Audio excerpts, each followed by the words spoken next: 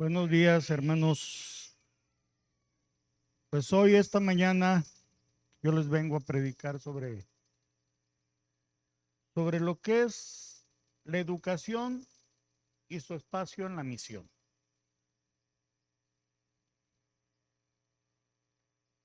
Nervioso no me pongo porque durante muchos años trabajé frente a niños, ¿verdad?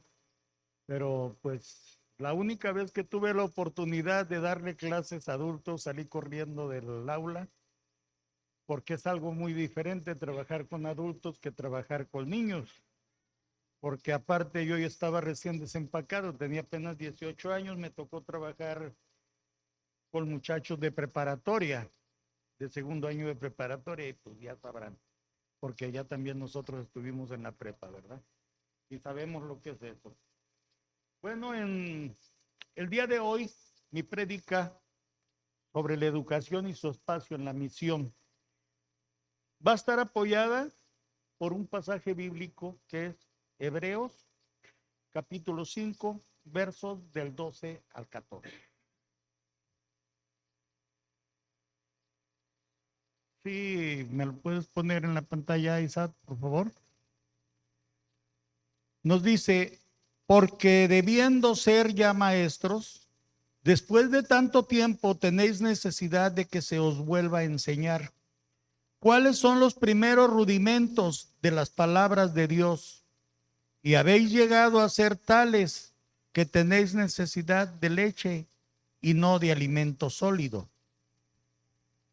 Y todo aquel que participa de la leche es inexperto en la palabra de justicia porque es niño. Pero el alimento sólido es para los que han alcanzado madurez, para los que por el uso tienen los sentidos ejercitados en el discernimiento del bien y del mal. Ahí tienen. ¿De qué nos habla? Nos habla sobre los maestros, pero los maestros cristianos. Nos dice en el verso 12, nos trata sobre con el tiempo que llevan de haber creído en la buena noticia, ya deberían ser maestros, que ya deberían ser maestros. Sin embargo, ¿qué ha sucedido? No nos hemos preparado como Dios nos manda, como Dios nos pide. Entonces seguimos viéndonos como unos principiantes. Aquí que nos dice, niños, como niños que no sabemos todavía, ¿verdad? Cuando ya debemos haber aprendido, haber llegado a la madurez, a ser adultos y poder comer sólido y que no nos den papilla todavía, como cuando éramos bebés, ¿verdad? La Constitución política de los Estados Unidos mexicanos tiene consagrado en su artículo tercero que la educación es obligatoria en todos sus niveles y debe ser gratuita, laica y de calidad. Ahora le pusieron de calidad, antes era obligatoria, ¿verdad? Pero ¿qué sucede? Nosotros como padres fuimos los que rompimos con eso, porque pasó de ser obligatoria a ser de calidad. Estas tres cualidades han permanecido inviolables desde su inserción en la Constitución, desde que fue esto plasmado en la Constitución de nuestro país. Entonces nos dice, por gratuidad, debe entenderse que no hay que hacer ningún pago por recibir educación, pues es un derecho de todo ciudadano el recibirla y es una obligación del Estado ofrecerla. Por laica debemos entender que la educación será ajena a cualquier doctrina religiosa y por calidad debe entenderse que tanto contenidos como profesores y espacios educativos deban cumplir con las normas establecidas por la Secretaría de Educación. Bueno, ahí sí, eso es allá, por parte del mundo. ¿verdad? Pero aquí dentro con nosotros nos dice que si tomamos como paradigma esta obligatoriedad de la educación en México, debemos confesar que en la iglesia también es necesario y trascendente ofrecer una educación bíblica a todos aquellos que van siendo añadidos a la misma. ¿Cuáles? Como en su momento cuando yo llegué aquí, ¿verdad? Quizás era obligación del pastor, quien está frente a la iglesia, o de alguno de los hermanos, acercarse a mí y enseñarme. ¿Por qué? Yo llegué recién nacido. Yo llegué sin conocer. Pero necesitaba aprender. Por eso nos dice, aquellos que van siendo añadidos a la misma y tomando como modelo las tres cualidades de la educación que se ofrece a los mexicanos, debemos decir que en la iglesia la educación que se ofrezca a los cristianos debe ser gratuita, cristiana y de calidad. Aquí cambiamos el laico por cristiano. En la educación pública no se permite que nosotros como maestros hablemos a nuestros alumnos de religión, de ninguna. Pero aquí no, aquí sí. Aquí estamos obligados a hablarle al cristiano sobre la fe cristiana. Y es bien sabido que en nuestro país aún existe un analfabetismo que por décadas no ha podido erradicarse. Y es que en el país, aunque la educación básica, que es preescolar, primaria, secundaria y ahora ya incluyeron el bachiller, es obligatorio o cada vez llega a más lugares, muchos jóvenes por diversas razones no asisten a la escuela. Por lo tanto, algunos de ellos no saben leer ni escribir. Tenemos que aquí en México, en los últimos 50 años,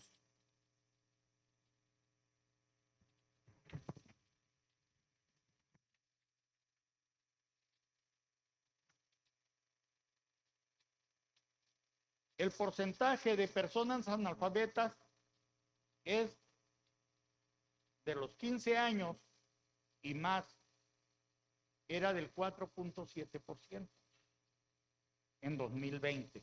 Estamos hablando de una cantidad o de un número, por decir así, que es 4.456.431 personas que no saben leer ni escribir. Entonces, ¿qué nos lleva a entender ese número de personas sin saber leer ni escribir? ¿Cómo pudiéramos nosotros integrarlos aquí a nuestra fe cristiana? Si los papás o los mismos muchachos no quieren estudiar, hoy esa es la dificultad más grande. Por eso yo los invito a quienes tienen niños pequeños en edad escolar, invítenlos, llévenlos, no los obliguen, porque a nadie nos gusta que nos obliguen. Hay que invitarlos, hay que convencerlos con amor. Si ustedes se dan cuenta, cuando ustedes a sus hijos les quieren imponer algo, no importa la edad que tengan, les quieren imponer algo,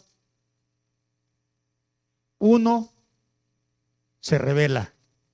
Simplemente nosotros los adultos, cuando nos quieren imponer algo, ¿qué sucede? Ponemos un escudo, ponemos una pared. porque a nadie nos gusta que nos obliguen. Pero si invitamos con amor, podemos lograr muchas cosas. Nos dice el pasaje bíblico que leímos al principio, de cuenta de ello. Es trágico que después de pasado un tiempo en el Evangelio, muchos cristianos no sepan el A, B, C de la doctrina de Cristo. Ante la denuncia del escritor de Hebreos, es necesario establecer los siguientes desafíos. El primero, el desafío de la educación. No podemos negar que en nuestra iglesia este elemento de la gran comisión no ha alcanzado su óptimo nivel y en algunas ocasiones ha dado pasos hacia atrás. No tenemos una especie de Secretaría de Educación Cristiana que planee satisfactoriamente un plan de maduración del creyente, que lo catapulte hacia un servicio extraordinario en el mundo o en el espacio que lo rodea. Hoy necesitamos una educación cristiana que responda a las diferentes problemáticas con las que contamos en el día a día. Para esto nosotros, que ya estamos aquí, tenemos que estar preparados para todos esos conflictos o esas trabas, pudiéramos decir, o dificultades que en nuestro camino se presenten. Algunas de las problemáticas son, inciso A, un mundo convulsionado. Número 1. En el ámbito social, tenemos la pérdida de valores. Algunas iglesias y agrupaciones evangélicas han caído en la modernidad. Algunas instituciones seculares y otras de corte religioso se han abierto a tendencias y conductas que antes eran rechazadas, como lo es el homosexualismo, lesbianismo, drogadicción, práctica de una vida libertina y disoluta.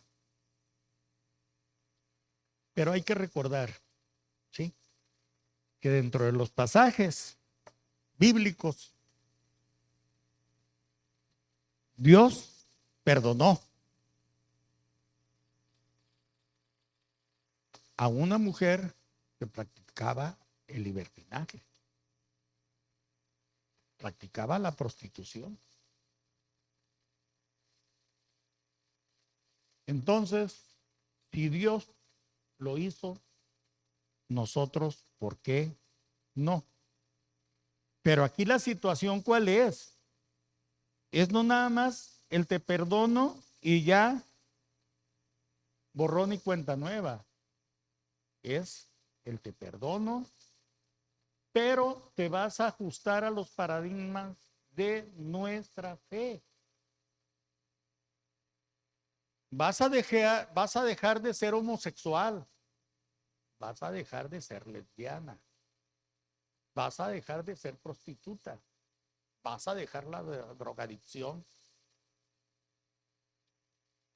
y vas a ser perdonada, vas a ser perdonado, pero siempre y cuando de hoy, en este momento que yo te perdono en adelante, tu vida sea un ejemplo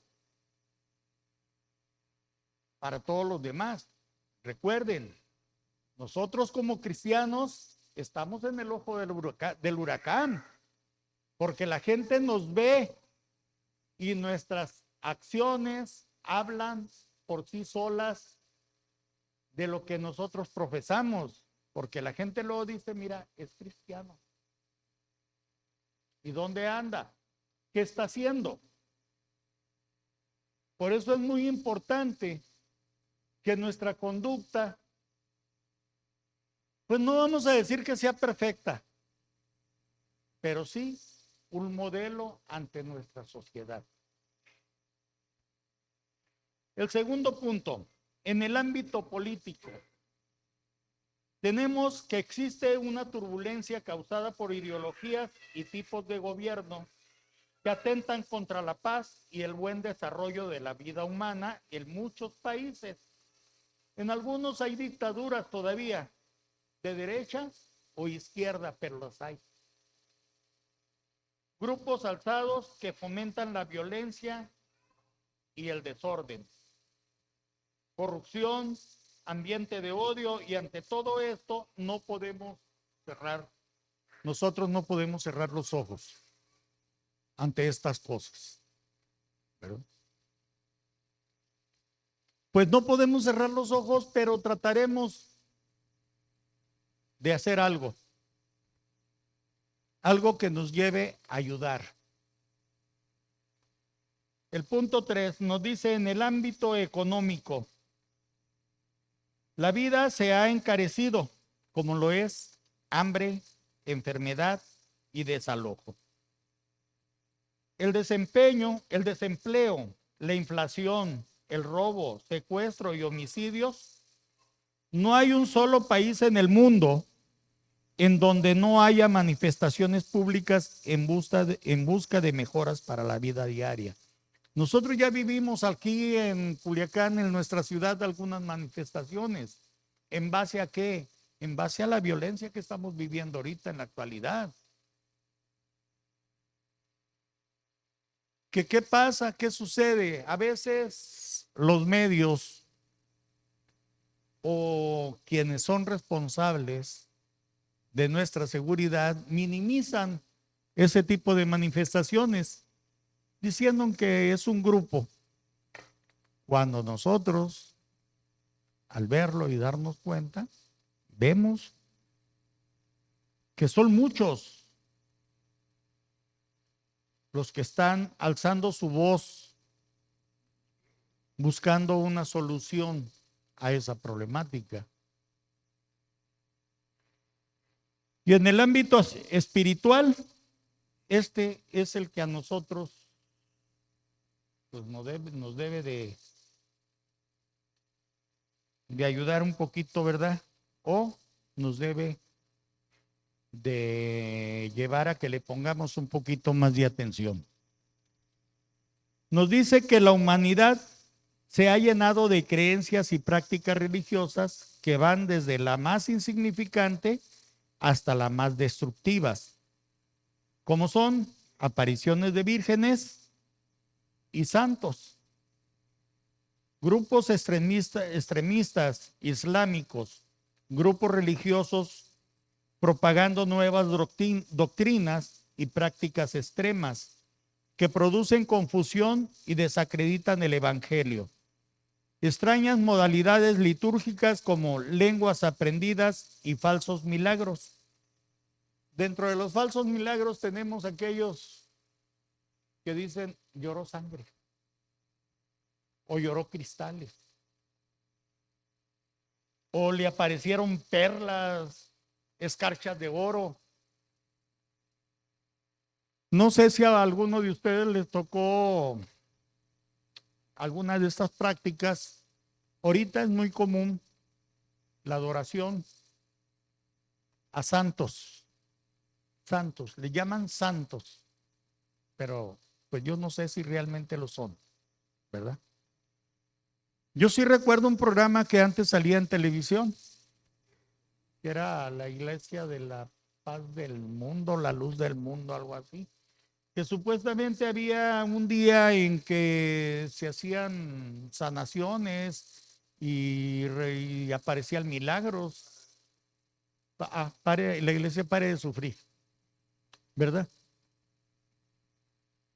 Ahí tenemos algo de lo que aquí nos dice.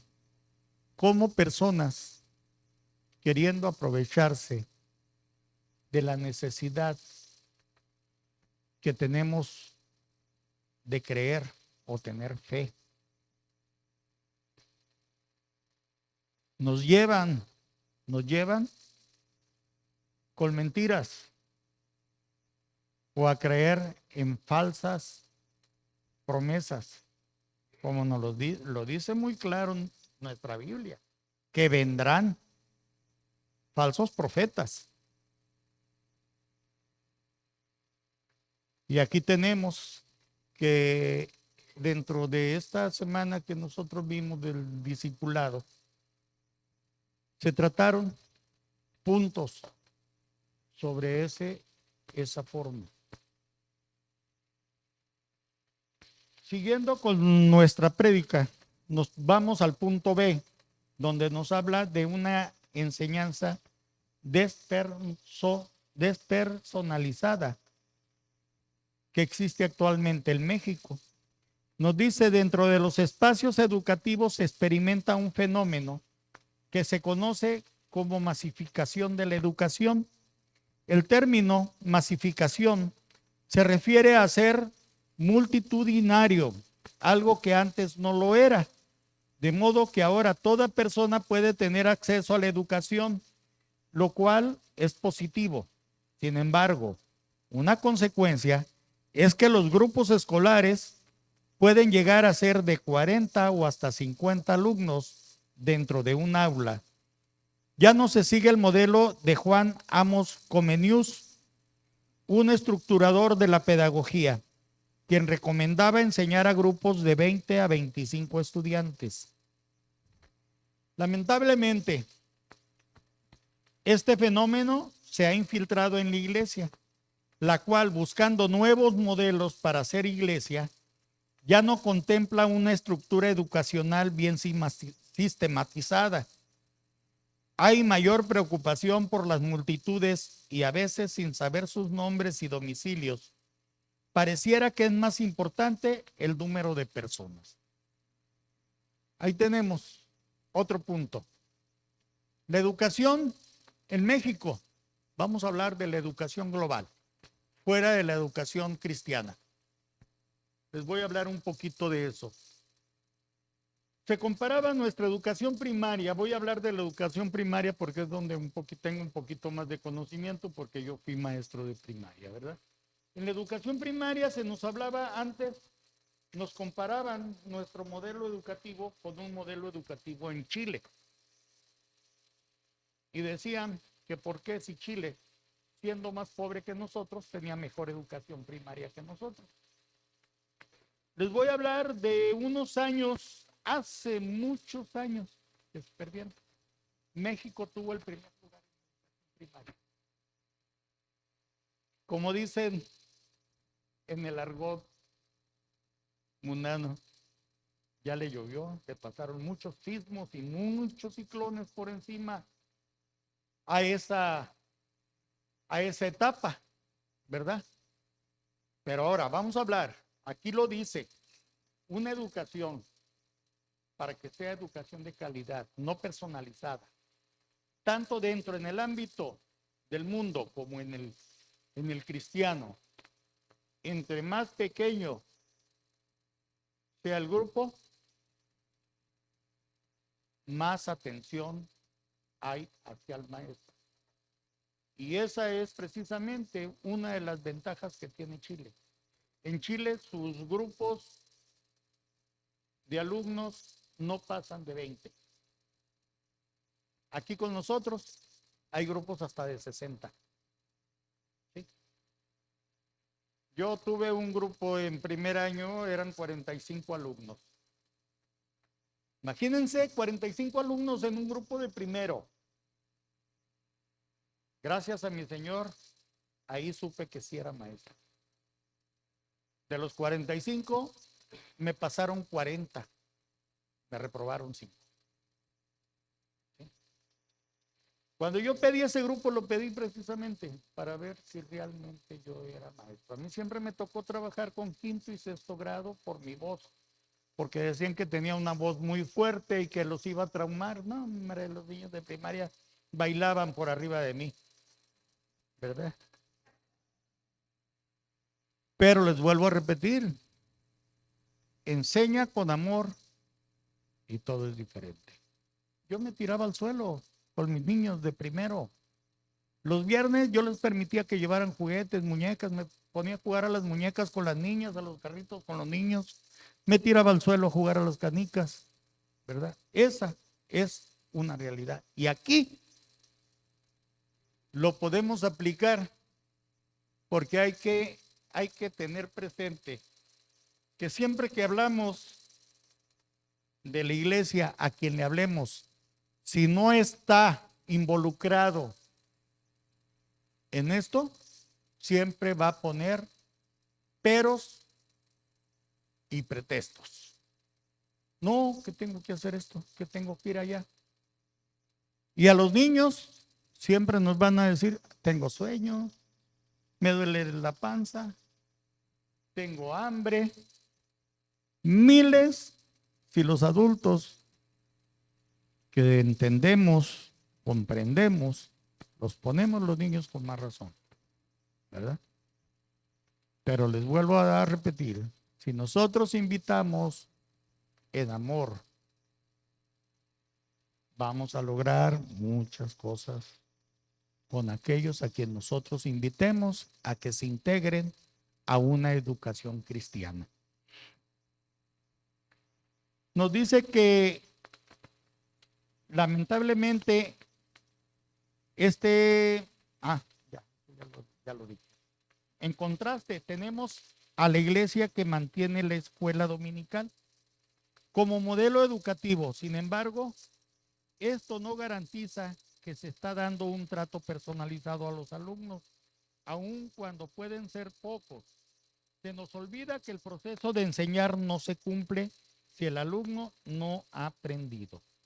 Y el aprendizaje se reproduce mejor en un entorno de amor, atención y compromiso. La fe cristiana está siendo menoscabada por una serie de factores que empezaron a surgir en conjunto con una evangelización multitudinaria sin el tiempo, el espacio, ni los medios adecuados para el impartimiento de una enseñanza bíblica profunda y personal. Aquí nosotros tenemos que evaluar, así como nos evaluaban cuando estábamos estudiando. Para poder pasar de grado, teníamos que lograr una calificación para que se notara nuestro aprendizaje y aprovechamiento. Aquí es lo mismo.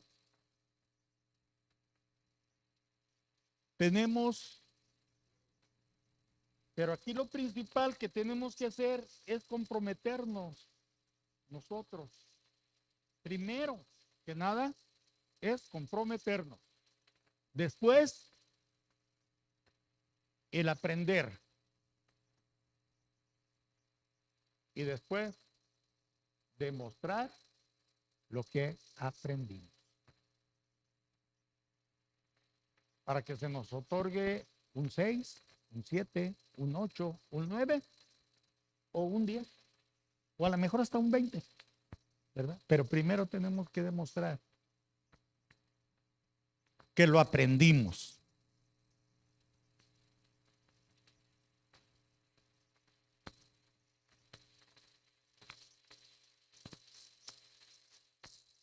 El interés en el crecimiento de la iglesia, sin hacer énfasis en la formación bíblica, puede producir una vida religiosa superficial, carente del conocimiento doctrinal para una vida sólida en Cristo. Olvidarnos de los niños y de las personas con capacidades diferentes es abominación. Hay que recordar que nuestro Señor él dijo, dejen que los niños vengan a mí, porque el reino de los cielos es de ellos.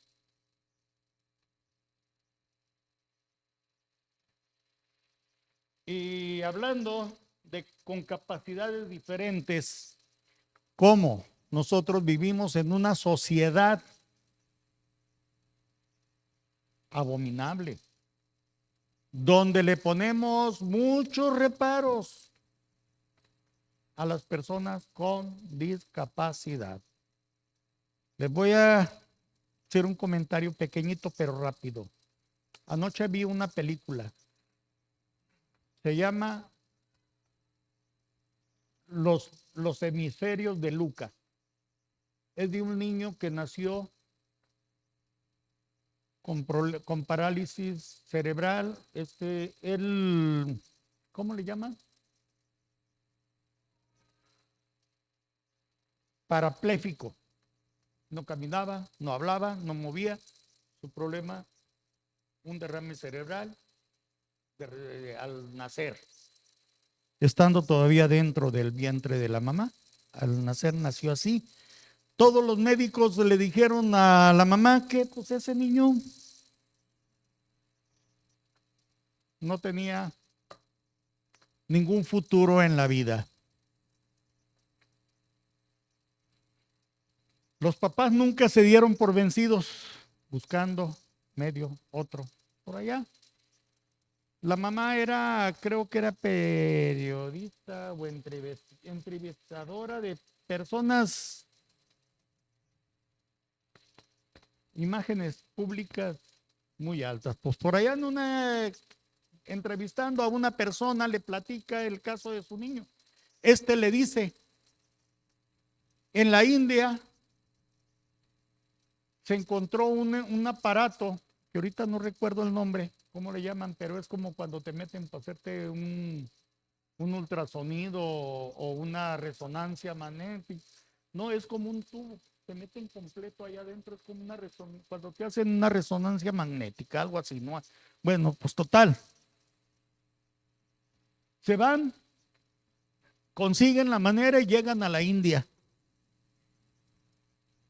Ese niño que no se sostenía por sí solo, un tratamiento de determinados meses, llega el momento que en la tina, al estarse bañando la mamá con él, el niño se sostiene solo de la tina con sus manitas. Pasó. Se vienen a México, termina ya el niño con mucho avance. Un niño que no comía por sí solo, lo alimentaban con sondas, tiene un hermanito, y el hermanito llega y jugaba mucho el hermanito con él y platicaba con él, y llega el hermanito y lo ve, y el niño empieza a hacerle el enfermito. Y el niño llevaba una paleta en la mano y dice, es que mi hermanito quiere paleta, dice. Y le mete la paleta en la boca y empieza el niño a chuparla. Llegan los papás, pero ¿qué estás haciendo? Es que Lucas quería paleta, le dice el niño, y pues yo. Y se quedan los papás viendo sorprendidos cómo el niño está chupándole a la paleta cuando ese niño no podía alimentarse por sí solo. Total, se vienen, logran que ese aparato llegara a México. Pero una persona con influencia que lo que quería era dinero, como lo tenemos todo el tiempo en nuestros gobiernos corruptos, se aprovecha de todo lo que los padres hicieron y se lleva el equipo para que traten a puras personas con cáncer que pudieran pagar. Y el caso de Lucas queda rezagado porque no se van a poder tratar esos problemas de salud con el equipo que logró la señora que llegara aquí a México, ¿verdad? Y para terminar, ahí fue donde se me rodaron las lágrimas cuando el niño le dice mamá. Y el niño no podía ni hablar, ¿verdad? Y vemos, esto se los comento, ¿por qué? Por lo que nos dice aquí, con capacidades diferentes. ¿Qué nos da a entender? Que nosotros podemos integrar a esas personas con capacidades diferentes a nuestra fe cristiana. Si los demás lo rechazan, nosotros tenemos que abrazarlos. Porque si Dios abrazaba leprosos, ciegos, cojos, tuertos, mochos, nosotros, ¿por qué no a un paralítico, a un parapléjico, a un down? Tenemos que en una enseñanza improvisada al respecto, algo tenemos que decir acerca de dos de los actores del proceso enseñanza-aprendizaje, como lo es el maestro y el alumno. Del primero, que es el maestro, es necesario que se ponga atención en el desarrollo de profesores debidamente capacitados o escoger aquellos que tienen la profesión.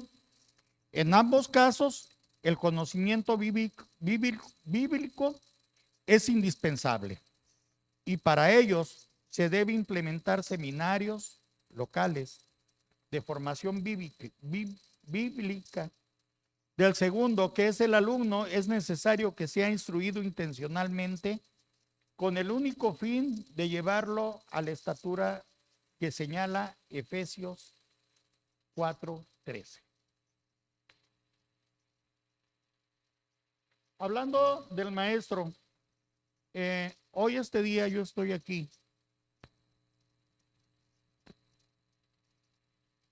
por dos razones. La primera, me trajo Dios. La segunda, me trajo el pastor. Y la tercera fue que tuvimos una semana de discipulado, estuvimos varios compañeros de aquí. Quizás me otorgó el pastor esta confianza de que el día de hoy les predique yo por mi situación, que soy maestro, ¿verdad? Me falta mucha preparación todavía dentro del ámbito bíblico. Pero eso no me asusta. Yo sé que lo voy a lograr, voy a aprender. ¿Por qué? Porque tengo fe, estoy comprometido y tengo disposición.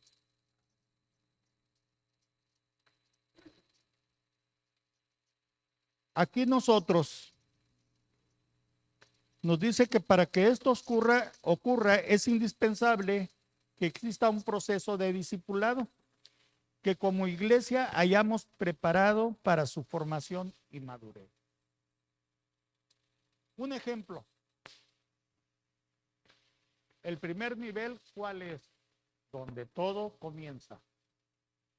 El segundo nivel es crecer. Tercer nivel, consolidar. Cuarto nivel, capacitar. Y el quinto nivel, cosechar. ¿Qué es? Ahí está el proceso. Son 5 niveles los que se tienen que llevar a cabo para lograr esa comunicación o ese aprendizaje. Cosechar nos dice donde el discípulo maduro es capacitado, que es lo mismo que hablábamos al inicio, madurez. Es capacitado y entrenado para el ejercicio de un ministerio o liderazgo en la iglesia local, a fin de que se reproduzca en otros. En otras palabras, que sea capaz de hacer más discípulos. Para que esto ocurra, se requiere intencionalidad y no improvisación. No vamos a llegar improvisados a querer traer discípulos aquí con nosotros. Para eso tenemos que estar preparados. Para eso tienen que ocurrir. Sí.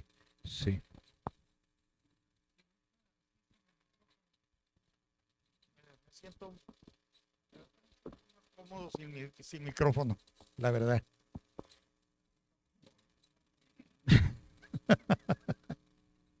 Bueno, nos dice el desafío para el educador. En este sentido, debo decir que el profesor cristiano es una parte importante del engranaje llamado educación como proceso educativo. En la actualidad, Debido a los cambios profundos en los que vivimos inmersos y que se producen cada vez a mayor velocidad, es necesario tener la mejor preparación posible en el ámbito académico y profesional. Para poder desarrollarnos laboralmente con éxito, cada vez es mayor la demanda de educadores que realicen la tarea de dar forma a la fe de los creyentes en todos los niveles, ya que muchas veces ocurre que tenemos los conocimientos, pero no sabemos cómo desarrollarlos y ponerlos en valor.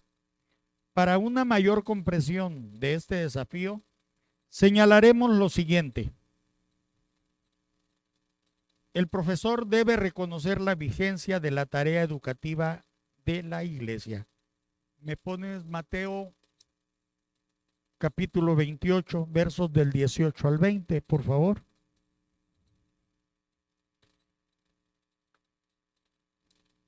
Vean ustedes, antes de leerles el pasaje bíblico, sí, la tarea educativa dentro de la fe cristiana, como fuera en el mundo, es muy importante y es muy ardua. ¿Por qué? Porque como les hablaba yo en un inicio, ponemos miles de pretextos. Allá, en el mundo, en la educación primaria, tenemos que ahora ya no es el niño el que pone los pretextos para no ir a clases, es el papá. No, no tengo ganas de ir a la escuela. La misma mamá toma el teléfono, le habla al maestro y le dice, maestro, mi hijo no va a ir porque amaneció enfermo. Pero, si el maestro se enferma y no va, el padre de familia empieza flojo, huevón y miles de adjetivos. Sí, porque soy yo el que no fui. Pero cuando eres tú como padre el que no cumple, todo está muy bien. Felices y contentos. Hablábamos en un punto atrás de esto mismo que estoy predicando, de la iglesia dominical, de la escuela dominical. Lo voy a decir porque yo estoy dentro de, porque yo no cumplí. No era yo el maestro, pero yo no cumplí con el maestro que estaba, yo no vine. ¿Por qué se quitó la iglesia dominical de aquí de con nosotros? Porque nosotros no asistíamos a las clases. No más por eso. Se los digo porque yo se lo pregunté al pastor ahorita. Que qué había sucedido con las clases dominicales. Me dijo que no venían. Ya no dije nada. ¿Por qué? Porque es cierto. Yo nunca asistí. Pero, ¿qué hubiera pasado si nosotros hubiéramos estado todos como estamos ahorita y que el maestro no hubiera venido? ¿Qué hubiéramos dicho? ¿O qué hubiéramos hecho? Nos hubiéramos molestado. Quizá le hubiéramos reclamado al pastor, no, que para qué nos invita si el maestro no viene. Pero el maestro sí estaba, los que no estábamos éramos nosotros. Por eso desapareció. Y ahorita que estoy dándoles esta prédica me doy cuenta qué tan importante es el que estemos preparados para ese desafío, para el educador y para uno como alumno, ¿verdad? Aquí nos dice el Mateo 28, de los capítulos, de los versos del 18 al 20. Y dice, y Jesús se acercó y les habló diciendo, toda potestad me es dada en el cielo y en la tierra. Por tanto, id y haced discípulos a todas las naciones, bautizándolos en el nombre del Padre y del Hijo y del Espíritu Santo, enseñándoles que guarden todas las cosas que os he mandado. Y he aquí, yo estoy con vosotros todos los días hasta el fin del mundo. Amén. ¿Verdad? Vean, por eso nos dice, el profesor debe reconocer la vigencia de la tarea educativa de la iglesia. Porque ahí nos lo dice muy claro. En el libro de Mateo. Venid a ser discípulos. Porque eso le dijo él a sus apóstoles. Vayan y háblenle a toda la gente. Hagan discípulos.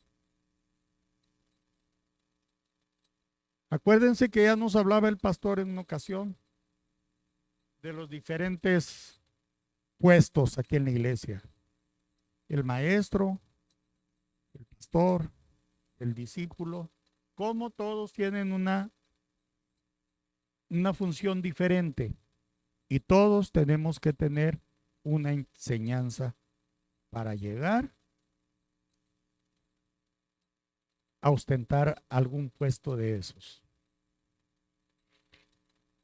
En el segundo punto nos dice, se debe enseñar toda la palabra a todo creyente. Esto aquí vemos un pasaje en Juan capítulo 5, verso 39.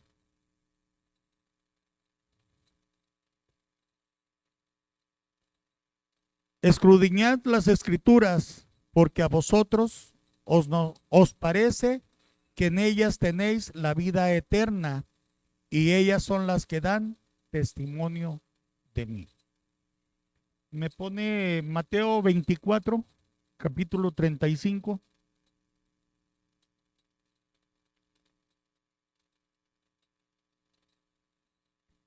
El cielo y la tierra pasarán, pero mis palabras no pasarán. Esas se quedarán. ¿Sí? Siempre y cuando hayamos quienes las profesemos. ¿Sí? Ahí se quedarán esas palabras. Y aunque no lo hagamos, ellas ahí van a estar. Nosotros nos vamos a ir, pero ellas ahí van a quedar. Me pone segunda de Timoteo, capítulo 3, verso 16. Por favor.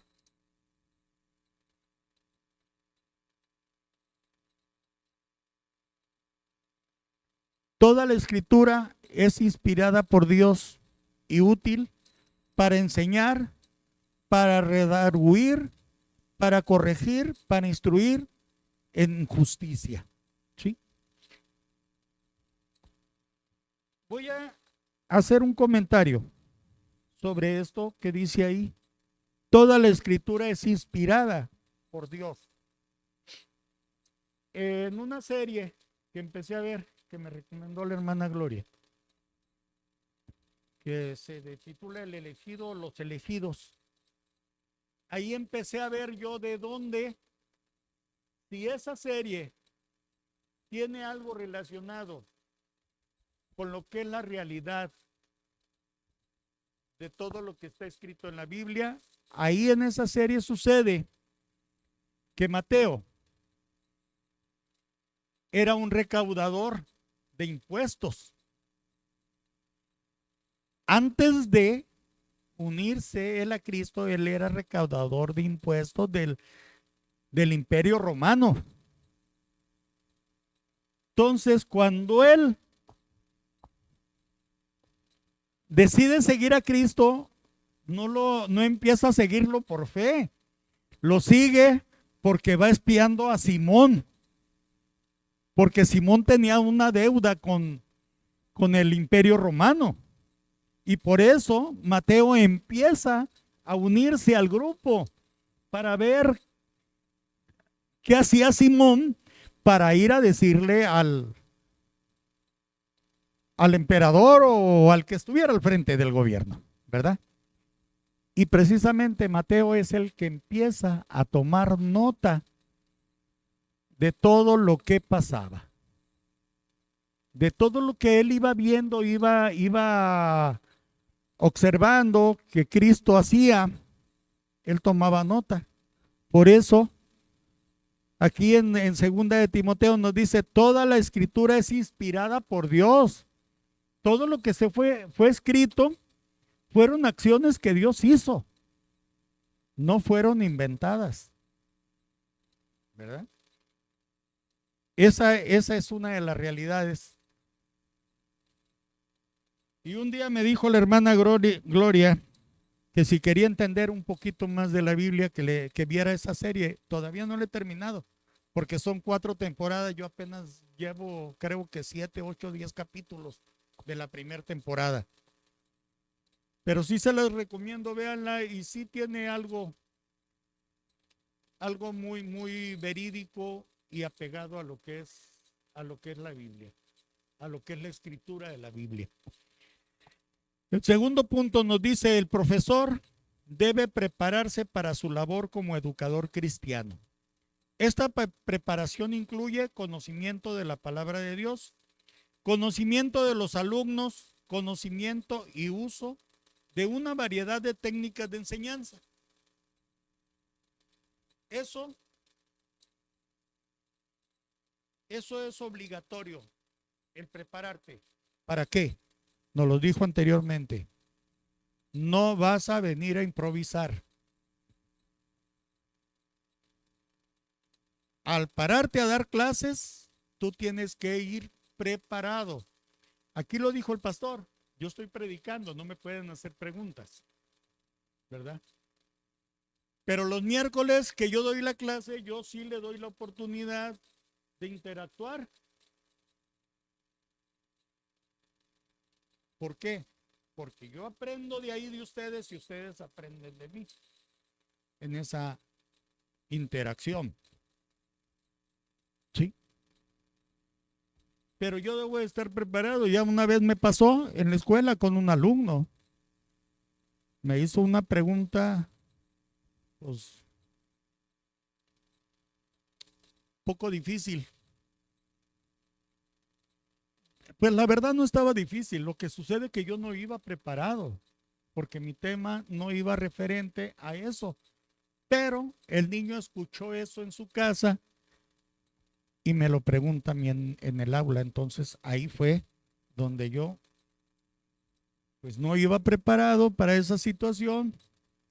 Lo único que le dije, permíteme, mañana te doy la respuesta, ¿verdad?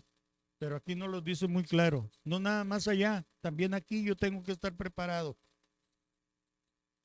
¿Para qué? Para cualquier duda o pregunta que surja. Cuando yo esté, si es que un día llego a dar clases.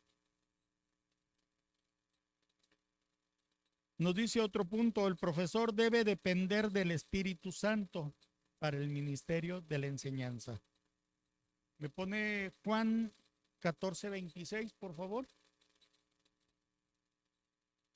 Todo profesor debe mantenerse en constante capacitación. Imagínense yo dentro de la escuela,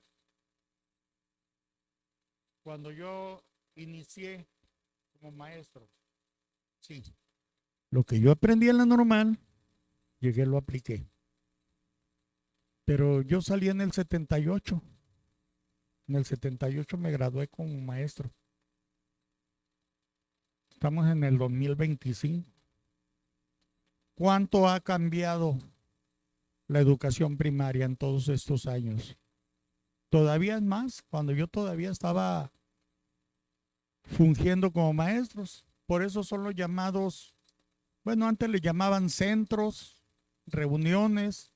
Hoy es la reunión del Consejo Técnico. Es la nueva modalidad.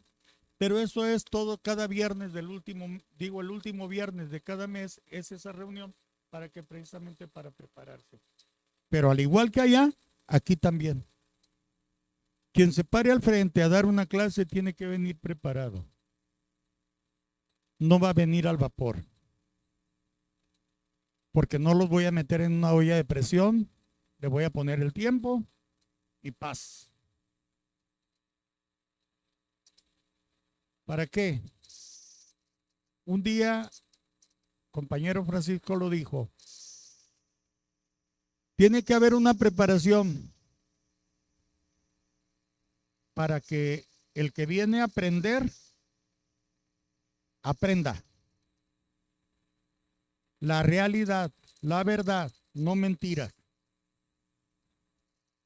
Nos dice, mas el Consolador, el Espíritu Santo, a quien el Padre enviará en mi nombre, Él os enseñará todas las cosas y os recordará todo lo que yo os he dicho. ¿Sí? Por eso nos dice aquí, el profesor depende del Espíritu Santo. Yo anoche, hoy en la mañana, todavía antes de venirme, yo me puse en las manos de mi Señor y le dije, Señor, que seas tú el que les hable por medio mío, pero que sean tus palabras. No por miedo, no porque no estuviera preparado, sino porque es Él. Es Él, son las palabras de Él, son las escrituras de Él, no son mías. ¿Verdad? Conclusión. Nos dice que en el mundo contemporáneo está altamente globalizado, tecnificado y ultramodernizado. Las formas de vida y convivencia han cambiado radicalmente, tanto que ya no se tiene control de estas.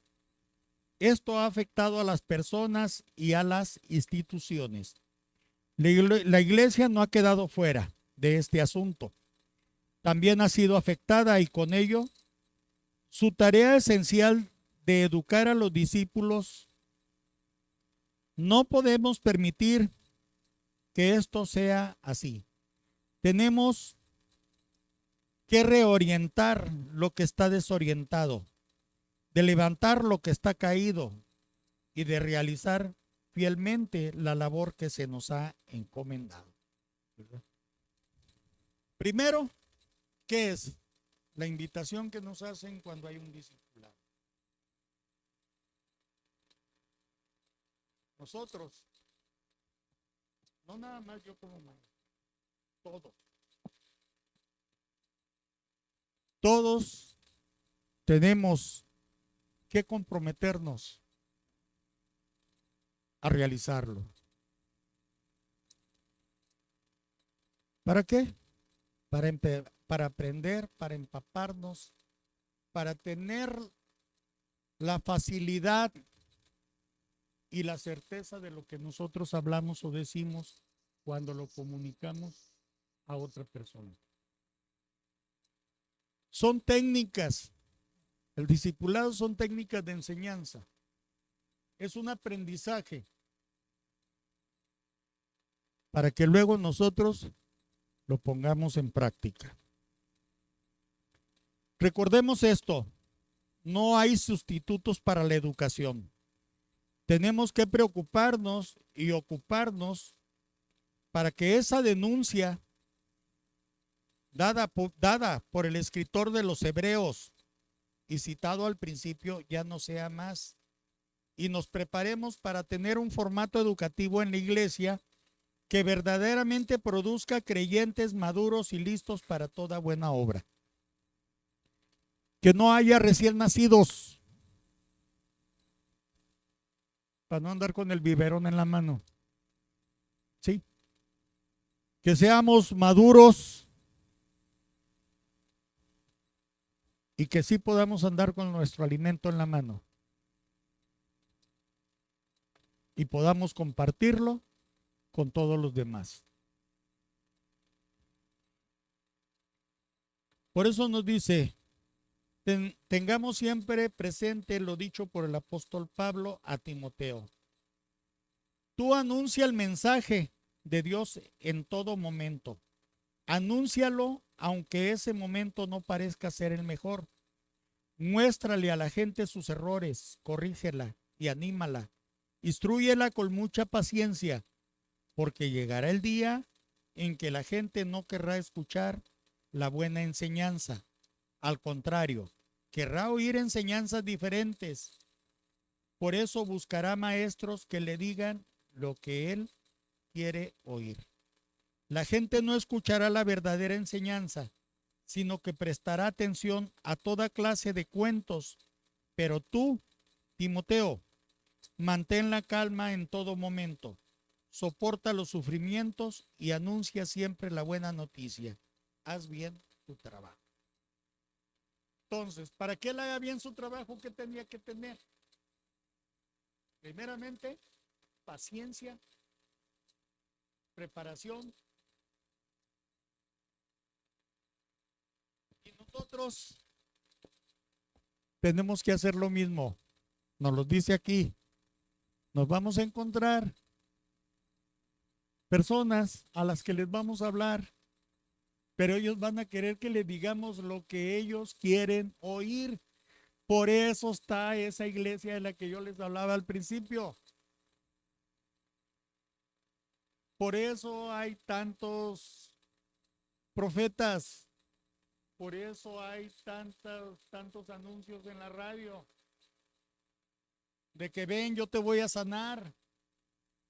Ah, sí, tu marido anda con una güerita, le tiene un mal puesto.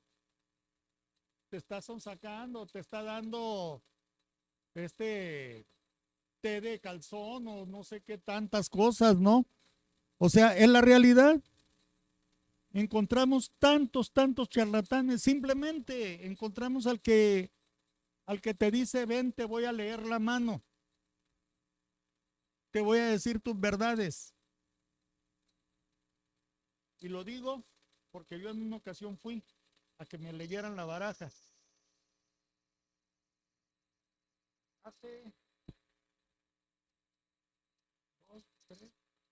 Hace como 3 años fui a que me leyeran la baraja. Es hora que todavía no sucede lo que me dijeron que iba a pasar. Que me iba a llegar un dinero de no sé qué tanta cantidad y que me iba a ser millonario, iba a salir de pobre. Es hora que todavía no me llegue ese dinero y hace como 3 años fui. Aquí a un lado del Palacio de Gobierno, ahí fui a que me leyeran las cartas. Que supuestamente me dijeron era un hombre muy afinado y que todo lo que él decía era cierto y no es cierto. Y aquí no los dice. Nos vamos a encontrar muchos charlatanes. Pero ¿qué pasa en ese tiempo? Yo quería que me dijeran lo que yo quería escuchar. ¿Sí? Yo me vine feliz y contento porque eso era lo que yo quería escuchar. Súper emocionado, ¿no? Llegué a la casa y le dije, prepárate porque a lo mejor te voy a llevar a Europa, me va a llegar tanto billete, le dije, y te voy a llevar a que compres todo lo que tú quieras ahí a Liverpool y Sears y pues no, es hora que todavía no llegue ese billete, ahí está ella esperando todavía para que la lleve. Pues nomás le dije, no te desesperes, ten fe. Bueno, en este proceso educativo tenemos que comprender que todos debemos participar. La educación es para todas las edades y para todos los niveles de conocimiento. La educación es un bien necesario, es fundamental en el desarrollo del creyente para que llegue a ser un discípulo maduro y se reproduzca. ¿Aceptarás el desafío de ser un discípulo que hace otros discípulos en el cumplimiento de la misión? Eso se los dejo de tarea. Llévenselo en su mente y pues les doy las gracias porque tuvieron la paciencia de escucharme. No sé si todo lo que yo les dije les haya quedado. Gracias, hermanos. Dios los bendiga. Los amo a todos. Amén.